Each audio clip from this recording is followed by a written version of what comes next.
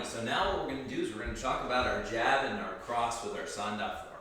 So these two are very common techniques when it comes to application, and there's a reason for them, because these are going to be your basic strikes to help you to make sure that you can fully defend yourself and also make sure you can hold your own during a sparring match. So whenever you have your hands up, it's very important that you are always keeping your hands up. In the classical sense, we would have our hands down here, and this does have its utility. But one of the things we want to make sure with the advent of really far punches and combinations is we got to protect our face. So we always start from a position like this. Now, whenever we're throwing our punches, the jab comes out, and at the last minute, it's going to turn and twist. So it looks like this. And at the last minute, this one comes up. It gives you a little bit of extra protection right here. And remember, you're always aiming for the nose, and this is the idea. So right there, and then right here. Now, the jab always comes in, and you always turn the hips. This gives you a little bit of range, and it also gives you more power from the hip. Instead of just doing like this, the power comes from the full turn. And so you want to make sure that you're fully doing this right here.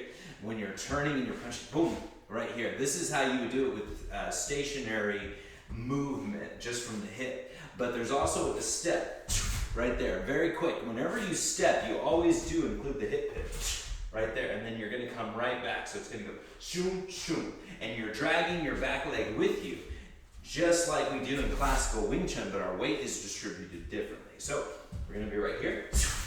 And this starts you off with a lot of different setups and combinations. This isn't your power punch.